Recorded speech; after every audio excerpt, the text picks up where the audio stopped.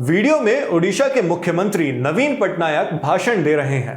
उनके साथ स्टेज में उनके करीब ही माइक लेकर वीके पांडियन भी खड़े हैं, जिनका कद बीजू जनता दल में नवीन पटनायक के बाद दूसरे नंबर पर सबसे बड़ा माना जाता है।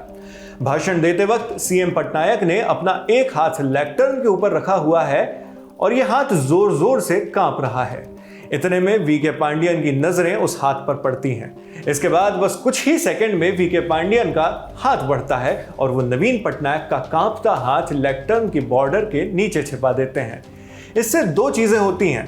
एक तो ये कि नवीन पटनायक का कांपता हाथ कैमरे पर दिखना बंद हो जाता है, और दूसरा ये कि जिसे वो हाथ नहीं भी दिख रहा था, अब उसका भी ध्यान उस ओर चला गया। ऐसे ही कुछ लोगों में बीजेपी के नेता भी शामिल हैं। वीडियो में जिस तरह वीके पांडियन ने सीएम नवीन पटनायक का हाथ हटाया, उसकी वजह से ये वीडियो सोशल मीडिया में जमकर वायरल हो रहा है। पॉलिटिक्स में दिलचस्पी रखने वाले कुछ आम यूजर्स तो इसे देख ही रहे हैं, लेकिन ज्यादा दिलचस्पी केंद्र में सत्तारूढ़ और ओडिशा में विपक्षी पार्टी बीजेपी को है। कैसे, सब बताएंगे। पहले आपको मामले की थोड़ी और जानकारी दे देते हैं। वीडियो ओडिशा की एक जनसभा से आया है। लोकसभा चुनाव के मद्देनजर हर जगह प्रचार जोर शोर पर है। हालांकि अब जब लोकसभा चुनाव अपने अंतिम चरण में है तो प्रचार का शोर थोड़ा कम हो गया है, मगर ऐसी स्थिति ओडिशा की नहीं है, क्योंकि वहां पर लोकसभा के साथ साथ विधानसभा चुनाव भी चल रहे हैं। फिलहाल ओडिशा में बीजू जनता दल यानी बीजेडी की सरकार है और नवीन पटनायक मुख्यमंत्री हैं। बीजेडी में नवीन पटनायक के बाद वीके पांडियन दूसरे सबसे ज्यादा प्रभावी नेता माने जाते हैं। वीके पांडियन को यहां तक कि नवीन पटनायक के उत्तराधिकारी के तौर पर भी देखा जाता है। इन दिनों जब प्रचार चल रहा है तो पांडियन पटनायक के कंधे से कंधा मिलाकर प्रचार में लगे हुए हैं। लेकिन पटनायक की उम्र 77 साल की हो चुकी है, इसलिए उम्र के चलते उन्हें फिजिकल सपोर्ट की जरूरत पड़ती है। ऐसे मौके पर खास तौर पर मंच में वीके पांडियन ही उनका सपोर्ट करने आते हैं। वीडियो में दिख रहा है कि लेक्टर्न में 2 माइक पहले से लगे हुए हैं, लेकिन नवीन पटनायक को भाषण देने के लिए एक हैंडहेल्ड माइक की जरूरत पड़ती है।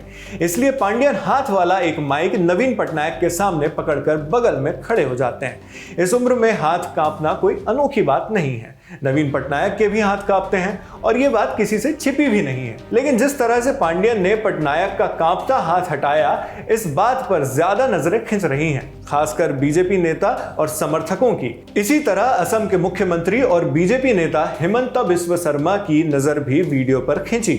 उन्होंने एक्स पर पोस्ट कर लिखा, यह बड़ा चिंताजनक वीडियो है। वीके पांडियन नवीन पटनायक जी के हाथों के मूवमेंट तक कंट्रोल कर रहे हैं। मैं ये सोचकर कांप उठता हूं कि तमिलनाडु का एक रिटायर्ड पूर्व नौकरशाह वर्तमान में ओडिशा के भविष्य पर किस स्तर पर काबू किए हुए है। भाजपा ओडिशा की बागडोर राज्य के लोगों को वापस सौंपने के लिए वचनबद्ध है। इस तरह से बीजेपी के कई समर्थकों ने भी इस पर रिएक्शन दिया है। कुछ समर्थकों ने यहां तक कहा है कि यह हाथ पकड़ना सिर्फ हाथ पकड़कर हटाने तक सीमित नहीं था, बल्कि पावर पर कब्जा करने के बराबर है। समर्थकों ने कहा, यह इशारा है कि वीके पांडियन इसी तरह पावर पर कब्जा करना चाहते हैं। वीडियो के वायरल होने के बाद ओडिशा के चीफ मिनिस्टर नवीन पटनायक ने भी इस पर अपना पक्ष रखा। I believe the BJP, which is known to make non-issues into issues, are discussing my hands. This will certainly not work. यहां ध्यान देने वाली एक बात यह भी है कि बीजेपी अपनी प्रतिक्रियाओं में बीजेडी नेता वीके पांडियन को निशाने पर ले रही है।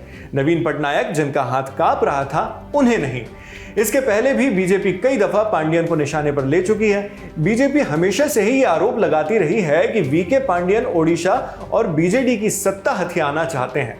बीजेपी ये भी कहती है कि वीके पांडियन का जन्म तमिलनाडु में हुआ है, तो इशारों में बीजेपी ये भी सवाल खड़े करती है कि तमिलनाडु में जन्मा कोई व्यक्ति कैसे ओडिशा की सत्ता पर बैठ सकता है। ओडिशा में 21 लोकसभा सीटें हैं और 147 विधानसभा की सीट्स हैं। ऐसे में ओडिशा के अंदर दोहरी लड़ाई है।